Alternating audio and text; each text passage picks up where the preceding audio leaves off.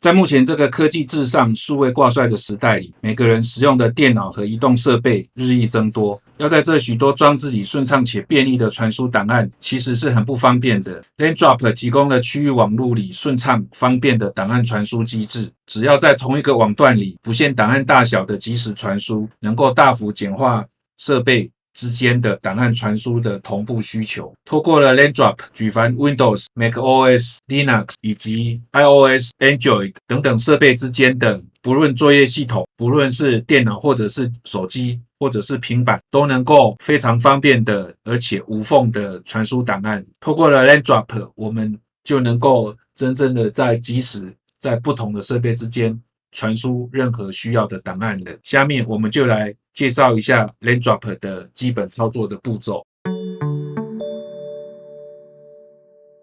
要使用 LandDrop，我们就必须在我们所有的设备上面都安装 LandDrop 的应用程式。那它的应用程式的安装非常简单，基本上就是按下下一步就可以直接把它安装起来了。那到了它的官网上面，各位就可以在这个 Downloads 这边呢看到它所有资源的所有的作业的平台。那像我们 Windows 就下载好安装起来，它就会是类似这样子的一个画面。那执行起来的时候呢，它会在系统夹里面有它的图示。如果我们要做设定的话，你可以在它的系统夹上面按右键选择这个 Settings， 那它就会出现这个设定的画面。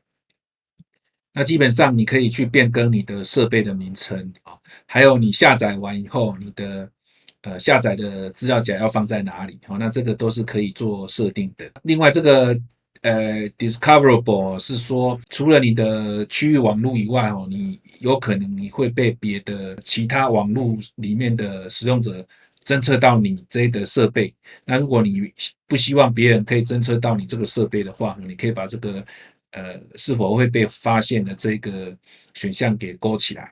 好，那基本上我们只要做这几个设定，这样就可以。应该是安装完以后，它就使用预设值就可以了。那这个是我们在 Windows 上面的安装。那在 Android 上面呢，我们基本上执行起来以后，它就会是类似这样的画面。它的界面就是很单纯的哈。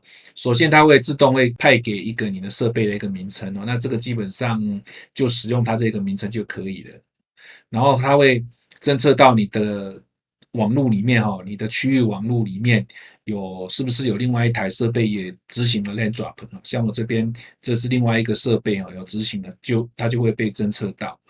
那基本上我们只要做这样子的设定就可以了。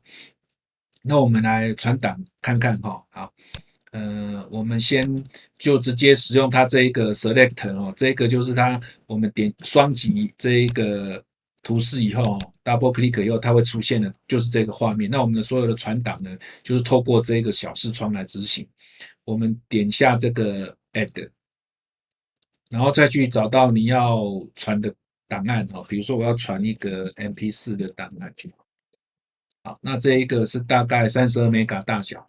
好，那就按确定。好，好了以后呢，它就会出现在这个地方。你当然可以继续点第二个，可以再传第二个、第三个。所有你需要传递的档案，就用 Add 通通把它加好。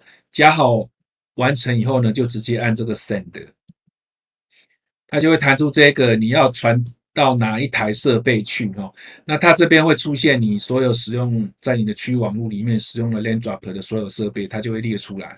那我们现在就只有抓到我目前的这个 Android 手机，所以我就点击它，然后直接按 Send， 表示我的 Windows 要传递给这个 Android 的手机。好，那你可以看到，在我们的 Android 的手机上面呢，它就会弹出一个警示窗，问你说，这个 Jerry-Home 这个设备有传档案给你，你是不是要接收？你可以按这个叉叉拒绝，或者是按这个勾把它确认说我要接收。所以我们就点击这个勾选，那它就开始做传递了。那它的速度因为是在区域网络里面，所以它的速度是相对网际网络是快很多了。好，传递完了以后呢，我们就会看到它就会又打一个勾。那传递完毕的档案呢，我们在我们的手机上面呢，就可以从这个下面这个 Files 这边呢，就可以找到这个档案。你点击了这个档案以后呢，你就可以看你后面要做什么处理，是要删除还是要传给另外一个应用程式等等哦，你就可以来在这边自己在做处理了。可以说这个透过这个 Land Drop 我们的电脑之间，还有电脑跟移动设备中间的这个传档呢，就变得简单很多了。基本上就是加档传递，然后另外一边就直接做接收，这样就可以了。那这个就是 Land Drop 这一个应用程式，那它是开放原始码开放在 GitHub 上面，因此安全上面的顾虑是基本上是可以忽略的。好，那希望 Landdrop 能成为各位在做这个档案传递上面的一个好帮手。今天我们就介绍到这边，谢谢各位。